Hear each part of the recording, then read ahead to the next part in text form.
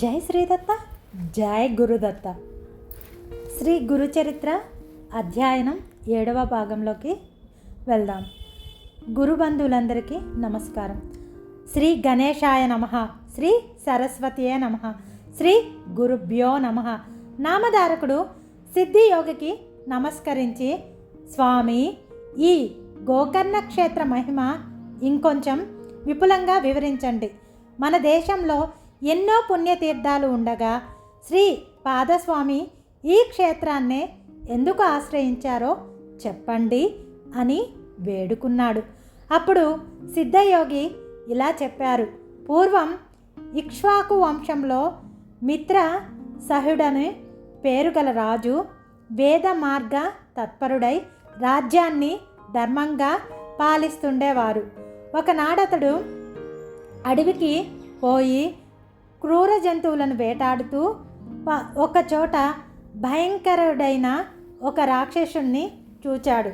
రాజు అతని మీద బాణాలు వేయటంతో ఆ రాక్షసుడు నేలకూలి ప్రాణాలు విడుస్తూ తన సోదరిని పిలిచి రాజుపై ప్రతీకారం తీర్చుకోమని ఆదేశించాడు.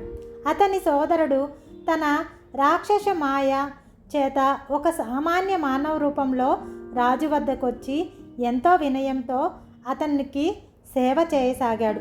ఒకరోజు ఆ రాజు తన ఇంట పితృ శ్రాద్ధానికి వశిష్ఠాది మహర్షులను భోక్తలుగా ఆహ్వానించాడు.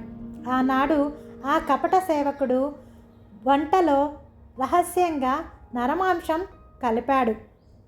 భోజన సమయంలో వశిష్ఠ మహర్షి అది తెలుసుకొని రాజుపై కోపించి, రాజా, నీవు మాకు నిషిద్ధమైన నరమాంసం వడ్డించావు కనుక నీవు బ్రహ్మ రాక్షసుడు అవుతావు అని శపించాడు. ఆ ముని తనను నిష్కారణంగా శపించినందుకు రాజు కోపించి ఆయనకు ప్రతిశాపం ఇవ్వబోతుంటే ప్రతివత అయిన అతని భార్య దమయంతి అడ్డుపడి గురువుని శపించబోనటం మహాపాపమని హెచ్చరించి ఆ శాప జలాన్ని తన పాదాలపైనే పోసుకోమని ప్రార్థించింది. రాజు తన కోపాన్ని నిగ్రహించుకొని శాపకల్మషమైన అపవిత్రమైన తన చేతిలోని జలాన్ని తన పాదాలపై పోసుకొని వశిష్ఠ శాపం వల్ల బ్రహ్మ రాక్షసుడై పై కారణంగా కల్మష పాదుడనే పేరు గ్రహించాడు. అప్పుడు శాప విముక్తికై మహారాణి ప్రార్థించగా వశిష్ఠ మహర్షి జాలి చెంది, అమ్మా, నీ భర్తకు 12 సంవత్సరాల తర్వాత బ్రహ్మ రాక్షసత్వం పోతుంది అని ఆశీర్వదించి తన ఆశ్రమానికి వెళ్ళిపోయారు. అప్పటి నుండి కల్మషపాదుడు ఘోరమైన ఆ అరణ్యంలో నివసిస్తూ అతడి క్రూర జంతువులని మనుషుల్ని పట్టుకొని తింటుండేవాడు. అతని బ్రహ్మ రాక్షస స్వరూపం ఛాయలు అతన్నెప్పుడు వెంటాడుతుండేది.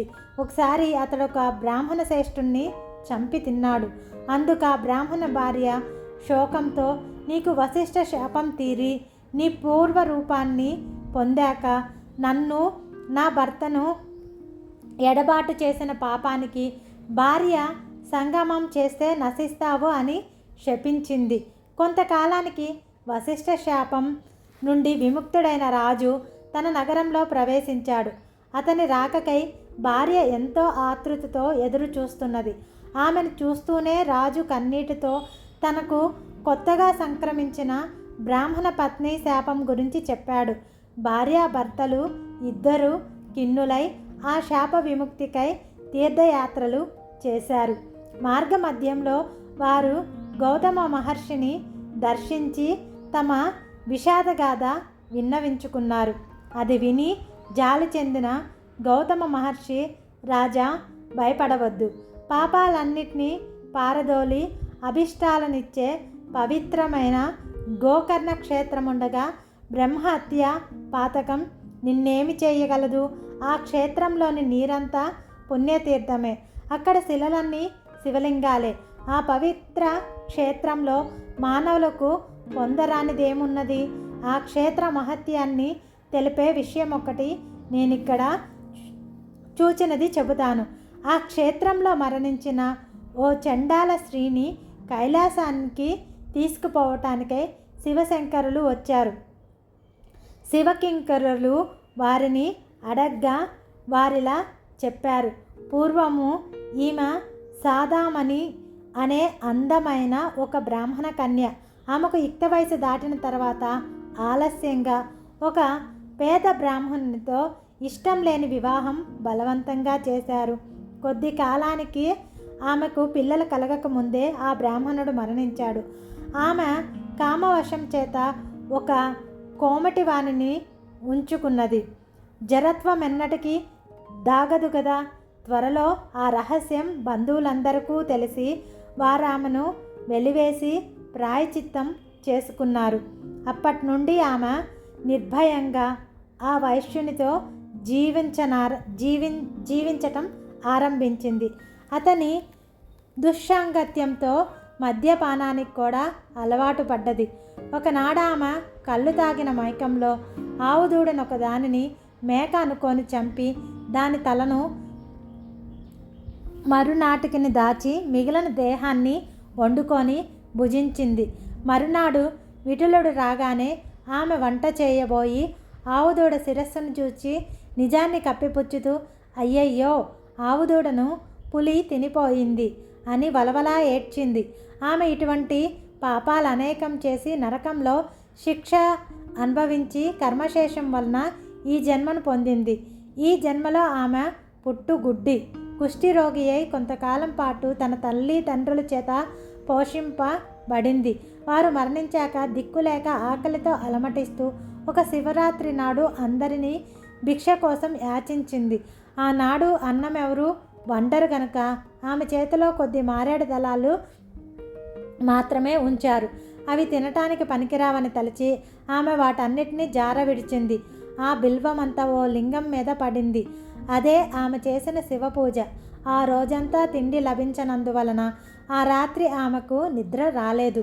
ఈ విధంగా ఆమె ఉపవాసము జాగరణ కూడా చేసినట్లయింది. ఆ రోజంతా ఆమె శివనామ సంకీర్తన విన్నది. తెలియక చేసిన ఆ వ్రతం వలన ఆమె పుణ్యాత్మురాలయ్యింది. ఇప్పుడు ఆమెను కైలాసానికి తీసుకురమ్మని మమ్మలను శంకరుడు పంపాడు అని చెప్పారు. అప్పుడు ఆ శివదూతలు ఆమె మృతదేహంపై అమృతం చల్లి విమానం మీద ఆమెను కైలాసానికి తీసుకువెళ్లారు. అబుద్ధిపూర్వకంగా చేసిన ఆమె వ్రతానికే ఇంతటి ఫలితం ఉంటే ఇక మీరు బుద్ధిపూర్వకంగా చేసిన దాని ఫలితం చెప్పతరమా? కనుక ఓ రాజా, నీవు గోకర్ణ క్షేత్రానికి వెళ్ళి మహాబలేశ్వరుని సేవించి బ్రాహ్మణ శాపం నుండి విముక్తుడవుతావు అని గౌతమ మహర్షి ఆ క్షేత్ర మహత్యాన్ని ఇంకా ఇలా వివరించారు. గోకర్ణమంతటి పవిత్ర క్షేత్రం ఇంకొకటి లేదు. మిగిలిన క్షేత్రాలన్నీ చంద్రుడు, నక్షత్రాలు వంటివనుకుంటే గోకర్ణం పాపమనే కారు చీకట్లని నశింపచేసే సూర్యుని వంటిది. ఆ క్షేత్ర దర్శనము స్మరణముల వలన కూడా సర్వ పాపములు నశిస్తాయి. అక్కడ ఇంద్రాది దేవతలందరూ తపస్సు చేసి శివానుగ్రహం వలన తమ అభిష్టాలు పొందారు. అక్కడ మహాబలేశ్వరునికి బ్రహ్మ, విష్ణువు, ఇంద్రుడు, విశ్వదేవతల, సూర్యచంద్రులు, అష్టవశువులు, మార్గుదునాలు, తూర్పు ద్వారంలోని యమధర్మరాజు, చిత్రగుప్తుడు, అగ్నిదేవుడు, ఏకాదశి రుద్రులు, పితృదేవతలు, దక్షిణ ద్వారంలోని వరుణుడు మొదలైన దేవతలు, పడమటి ద్వారంలోనూ కుబేరుడు, భద్రకాళి, వాయుదేవుడు, సప్తమాతృకులు, ఉత్తర ద్వారంలోనూ విశ్వవసువు, చిత్తరుద్రుడు మొదలైన గంధర్వులు నిత్యం నిలిచి ఆయనను ఉపాసిస్తుంటారు. కశ్యపుడు, అతి వశిష్ఠుడు, కన్వుడు మొదలైన మునీశ్వర్లు కృతయుగంలో, విశ్వామిత్రుడు, జాబిలి, భరద్వాజుడు మొదలైన మహర్షులు, సనక సనందాది బ్రహ్మ మానసపుత్రులు, నారదాది దేవర్షులు, సిద్ధులు, సాధ్యులు, మునేశ్వరులు, యతులు నిత్యము గోకర్ణేశ్వరుని ఉపాసిస్తున్నారు. రావణుడు మొదలగు రాక్షసులు కూడా ఆ క్షేత్రంలో తపస్సు చేసి శివుని నుండి వరాలు పొందారు.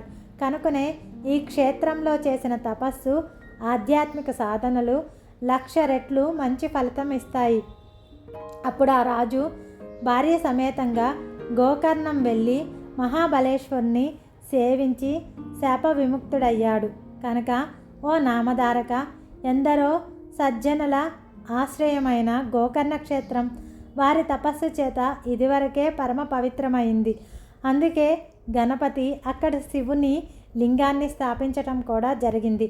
అందుకే సాధు జీవులైన శ్రీ పాదస్వామి కూడా ఆ క్షేత్రాన్ని దర్శించి అక్కడ 3 సంవత్సరాలుండి ఆ క్షేత్ర మహత్యాన్ని పునరుద్ధరించారు.